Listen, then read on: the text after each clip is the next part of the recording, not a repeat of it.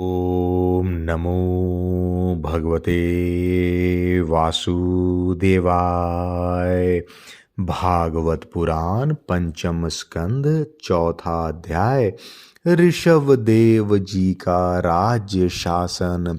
श्री सुखदेव जी कहते हैं, राजन, नाभि नंदन के अंग जन्म से ही भगवान विष्णु के वज्र अंकुश के आदि चिन्हों से युक्त थे। समता, शांति, वैराग्य और ऐश्वर्य आदि महाविभूतियों के कारण उनका प्रभाव दिनों दिन बढ़ता जाता था। यह देखकर मंत्री आदि प्रकृति वर्ग, प्रजा, ब्राह्मण और देवताओं की यह उत्कट अभिलाषा होने लगी कि ये ही पृथ्वी का शासन करे। उनके सुंदर और सुडौल शरीर, विपुल कीर्ति, तेज, बल, ऐश्वर्य, यश, पराक्रम और शूरवीरता आदि गुणों के कारण महाराज नाभि ने उनका नाम ऋषभ श्रेष्ठ रखा। एक बार भगवान इंद्र ने ईर्ष्यावश उनके राज्य में वर्षा नहीं की। तब योगेश्वर भगवान ऋषभ ने इंद्र की मूर्खता पर हंसते हुए अपनी योग माया के प्रभाव से अपने वर्ष अंजनाव खंड में खूब जल बरसाया। महाराज नाभि अपने इच्छा के अनुसार श्रेष्ठ पुत्र पाकर अत्यंत आनंद मग्न हो गए और अपनी ही इच्छा से मनुष्य शरीर धारण करने वाले पुराण पुरुष श्री हरि का सप्रेम लालन करते हुए उन्हीं के लीला विलास से मुग्ध होकर वत्स तात ऐसा गदगद वाणी से कहते हुए बड़ा सुख मानने लगे।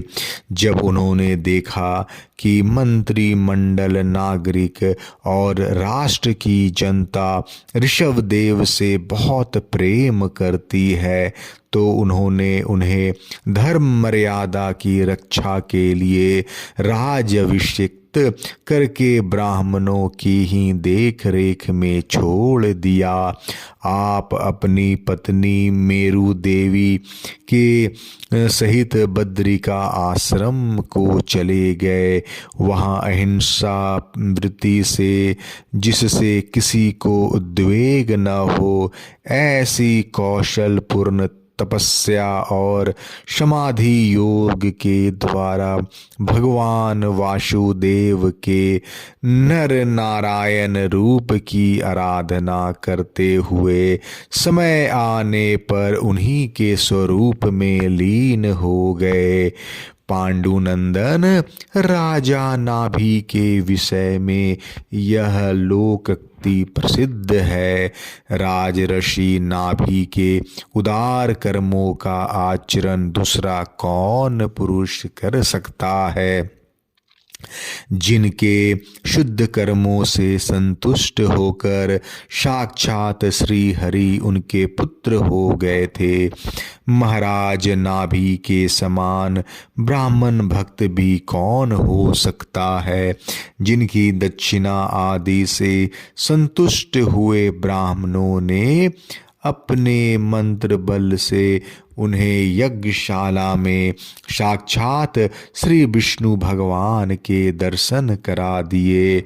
भगवान ऋषभ देव ने अपने देश अंजनाव खंड को कर्म भूमि बना मानकर लोक संग्रह के लिए कुछ काल गुरुकुल में वास किया।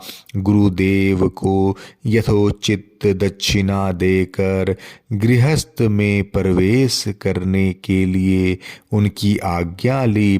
फिर लोगों को गृहस्थ आश्रम की शिक्षा देने के लिए देवराज इंद्र की दी हुई उनकी कन्या जयंती से विवाह किया तथा श्रौत सामर्थ्य दोनों प्रकार के शास्त्रोपदिष्ट कर्मों का आचरण करते हुए उसके गर्भ से अपने ही समान गुण वाले 100 पुत्र उत्पन्न किए। उनमें महायोगी भरत जी सबसे बड़े और सबसे अधिक गुणवान थे। उन्हीं के नाम से लोग इस अजनावखंड को भारतवर्ष कहने लगे।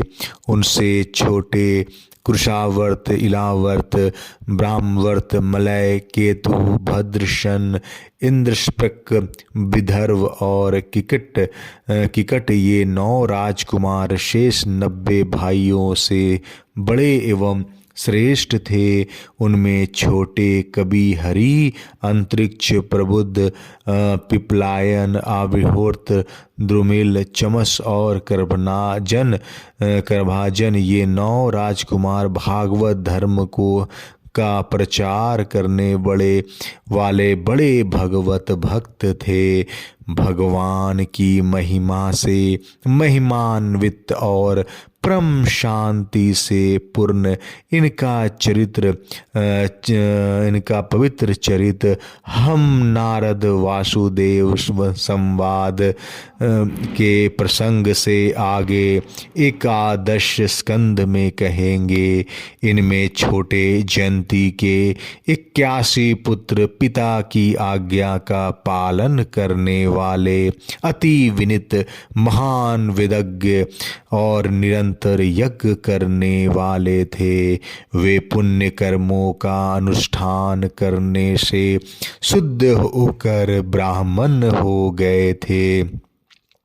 भगवान ऋषभ देव यद्यपि परम स्वतंत्र होने के कारण स्वयं सर्वदा ही सब प्रकार की अनर्थ परंपरा से रहित केवल आनंद अनुभव स्वरूप और साक्षात ईश्वर ही थे, तो भी अज्ञानियों के समान कर्म करते हुए उन्होंने काल के अनुसार प्राप्त धर्म का आचरण करके उसका तत्व न जानने वाले लोगों को उसकी शिक्षा दी। साथ ही सम, शांत, सुहृद और कारुणिक रहकर धर्म, अर्थ, यश, संतान, भोग, सुख और मोक्ष का संग्रह करते हुए गृहस्थाश्रम में लोगों को नियमित किया।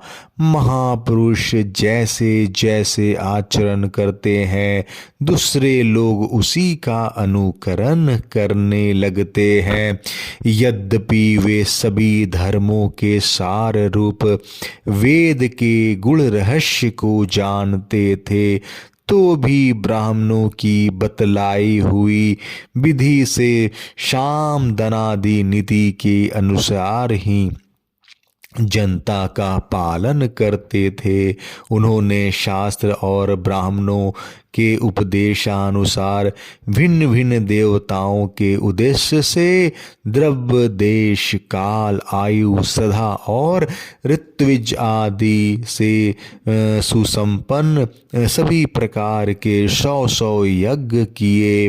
भगवान ऋषभ देव के शासन काल में इस देश का कोई भी पुरुष अपने लिए किसी से भी अपने प्रभु के प्रति दिन दिन बढ़ने वाले अनुराग के सिवा और किसी वस्तु की कभी इच्छा नहीं करता था। यही नहीं, आकाश, कुसुम आदि अविद्यमान वस्तु की भांति कोई किसी की वस्तु की ओर दृष्टिपात भी नहीं करता था।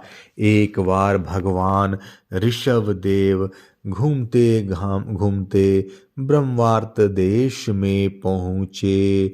वहाँ बड़े बड़े ऋषियों के सभा में उन्होंने प्रजा के सामने ही अपने समाहित चित्त तथा विनय और प्रेम के भार से सुसंयत पुत्रों को शिक्षा देने के लिए इस प्रकार कहा।